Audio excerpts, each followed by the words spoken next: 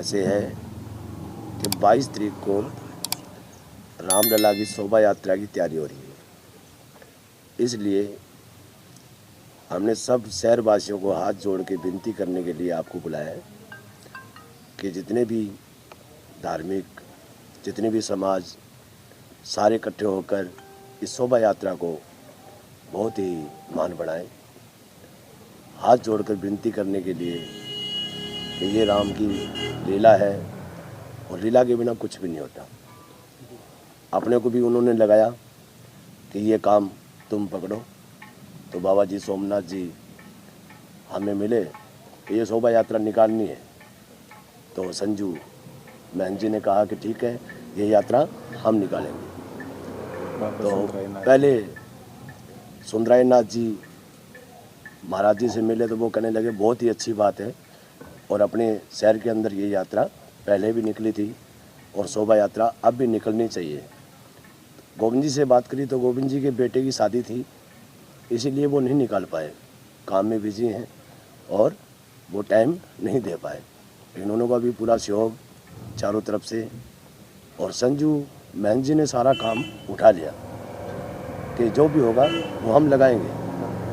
तो इसीलिए हमारी एक विनती है, 22 तारीख को 22 जनवरी को सबको इकट्ठा होकर इस शोभा यात्रा की और शोभा बढ़ानी है और इसका मान बढ़ाना है।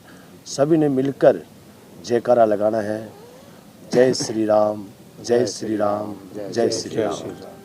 और ये शोभा यात्रा सरसाई नाथ मंदिर से चलेगी। सुंदराई नाथ जी महाराज जी हरी झंडी दिखाएंगे और उसके बाद वहाँ से परशुराम चौक पे आएगी।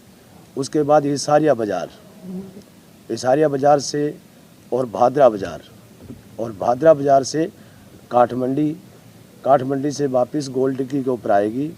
गोलडिग्गी से सीधी सतनाम चौक पे आएगी।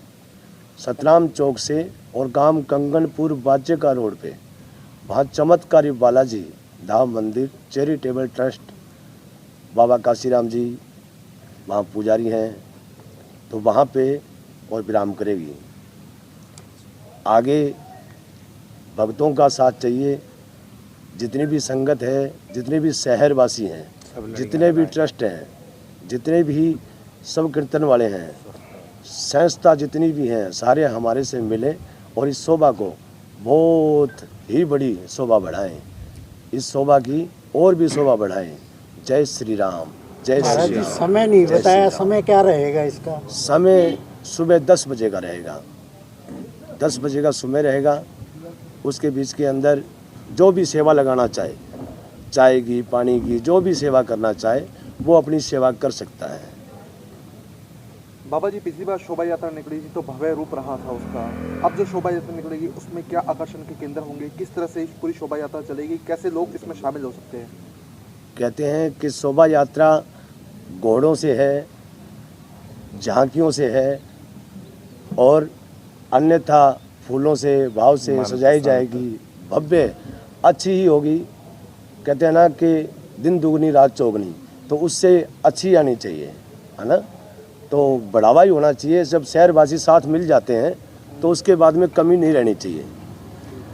एक होता है और दो ही होते हैं। तो इसीलिए सबका साथ चाहिए और संतों महंतों की कृपा से अच्छा होगा।